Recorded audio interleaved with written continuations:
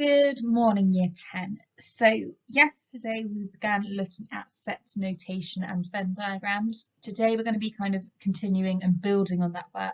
So we're going to be looking at probability from Venn diagrams. We're going to kind of do two sections of the lesson again.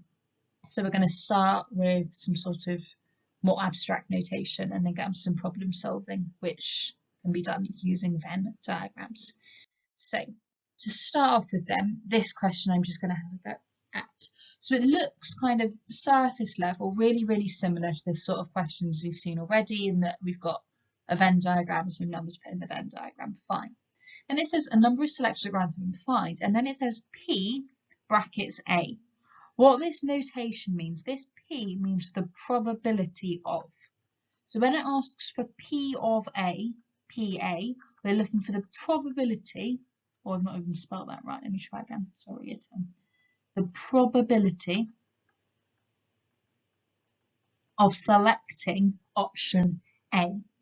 So what we're going to do to work out the probability of selection A, we first of all think about how many options there are in total. There are 1, 2, 3, 4, 5, 6, 7, 8, 9 numbers in my Venn diagram. So there's 9 different options in total. And in my A circle, there are 1, 2, 3, 4, 5 numbers. It's super important that we remember it's 5 and not 3, because in my entire A circle there are 5 numbers. Then next part, so then we've got P and then we've got A dash. Remember that dash here means the complement of A. It means not A. So we are looking for everything that's not in A. So that number's not in A, that's not in A, that's not in A, that's not in A. So that gives me 4 options out of 9 that are not in A.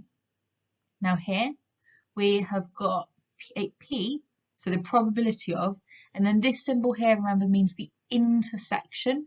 So it's the bit that's both A and B. So both A and B is 7 and 8. So there's 2 different options in that section. There's 9 options in total, so it's 2 out of 9. So we write our answer as a fraction, 2 over 9. Next one, we have got A union B. Remembering that the union means anything that's in either A or in B or in both. So in terms of that then, this, and this,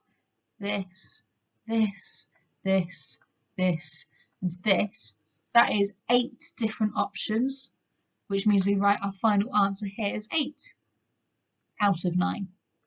And then these final 2 are a little bit harder. Let's just see if we can make some sense of what's happening here.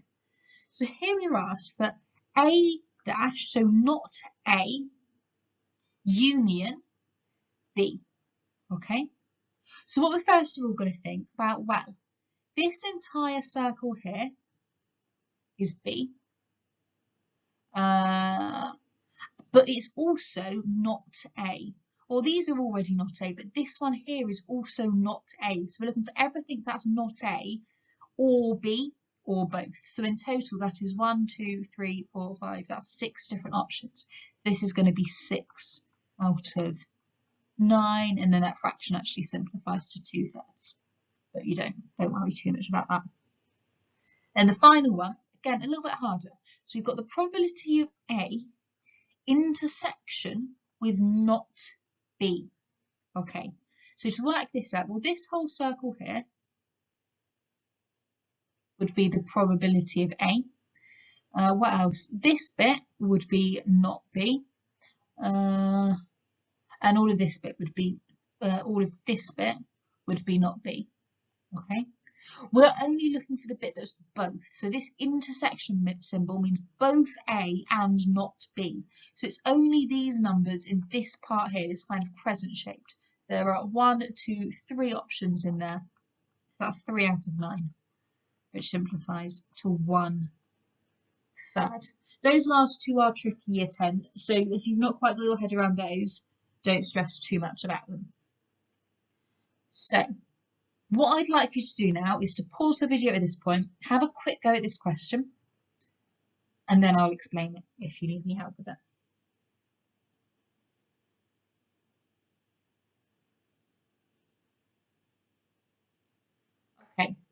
So with that in mind, year 10, hopefully you've had a go at the questions now. I'm just going to go through the answers super quickly. So here, if the probability of P, first of all, there are 1, 2, 3, 4, 5, 6, 13. There are 15 numbers in my Venn diagram. Of those 15 numbers, 6 of them are in the P circle. So 6 over 15. If you simplify that to 2 over 5, super. Next one, the probability of not P. There are 1, 2, 3, 4, 5, 6, 7, 8. There are 9 numbers not in the P circle. So 9 out of 15, which simplifies to 3 over 5. Here, the probability of P intersection F is, well, there are 3 numbers in the intersection. So it's 3 out of 15, which simplifies to 1 over 5. Then we've got the probability of P union F. That's everything that's in the P circle or the F circle or both. So 1, 2, 3, 4, 5, 6, 7, 8, 9, 10. That's 10 out of 15, which simplifies to 2 over 3, sort of running out of space. Here we've got the probability, this bit's the hard bit, so I'm going to go slower here. We've got not P union F. So first of all, the numbers that are in not P, well, this is not in P, this is not in P, this is not in P, this is not in P, this is not in P, this is in F, this is in F, this is in F, this is in F, this is also in F, this is in F, and this is in F. So this is the not P bit, and the not P bit is the around the outside bit, and then the F bit is just in the F circle. So that gives me, what does it give? 12 out of 15. Which simplifies to 4/5. And then the final one is again a little bit harder, but let's just see if we can work our way through it. So we've got P intersection not F.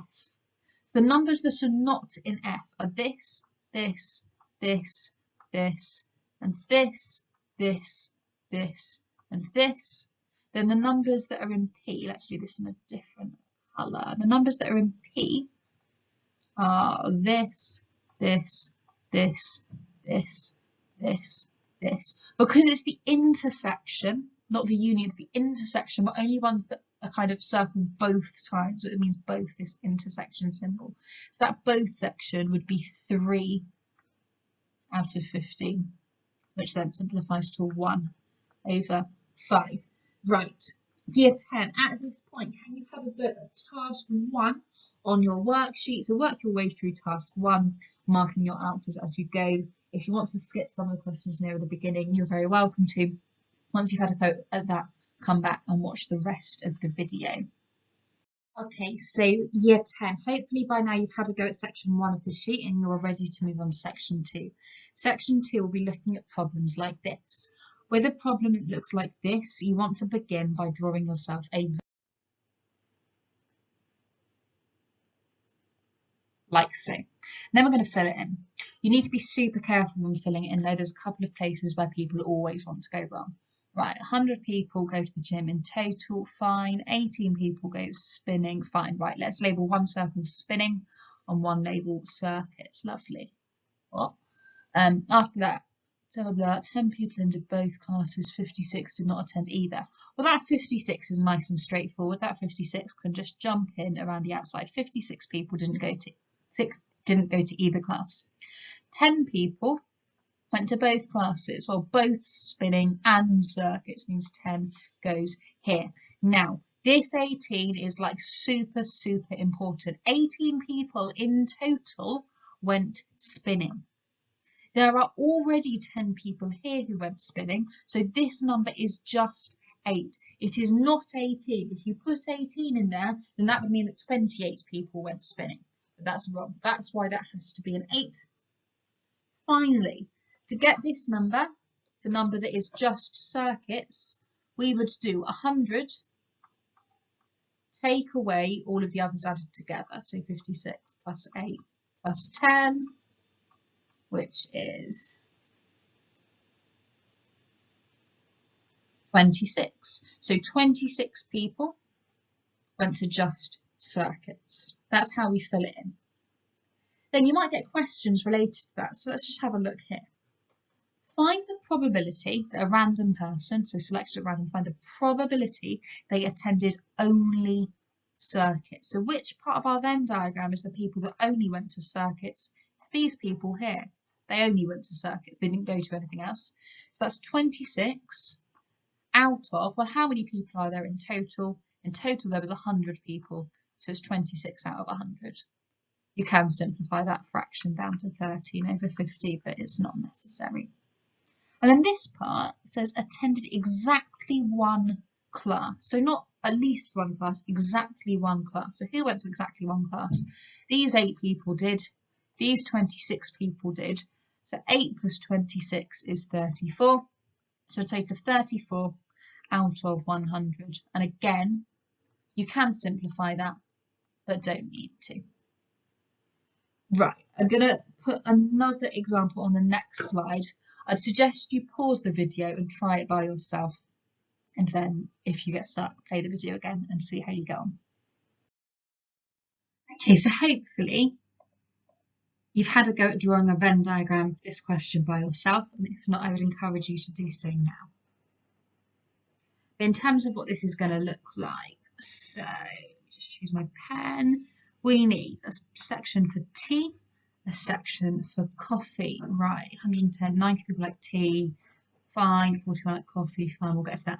Right, we'll start with this 25, 25 like both tea and coffee. After that, there's 90 people in total that like tea. 25 of them are already there. So this is going to be 65, because 65 plus 25 makes this total of 90. In this coffee section will be 16, because 25 plus 16 makes 41. Now you may be looking at that and going, oh wait, 65 plus 25 plus 16 only equals 106, whereas there are 110 workers. Therefore this is 4. There's 110. Take away 65 plus 25 plus 16 is 4. And that's why there's 4. After that, this question, find the probability that a worker selected randomly likes neither tea nor coffee. Well, there are 4 people that don't like either. There are 110 people in total. So it's 4 out of 110. Alternatively, 2 out of 55. And then final part, find the probability a worker selected randomly likes at least tea or coffee. So people that like tea, well, there's 65 here. There's 16 here, but we have to count these 25 because at least means it could be both. So we would do 65 plus 25 plus 16, which is 106. So it's 106 out of 110. And then if I wanted to simplify that fraction, it would be 53 out of 55. Okay, so we're going to leave it there for today, Year 10. Have a go at those questions on task 2 now. Let me know how you get on. You can email me or message me or show my homework if you are stuck at any point. It's absolutely fine if you're stuck. This work is going to be challenging at first as you're looking at it for the first time. You don't need to actually submit any exit ticket questions for today's lesson, but we'll be doing some more work on probability on Monday, and then you will need to submit some exit ticket questions for that. Good luck with this. I'm sure you will all do excellently.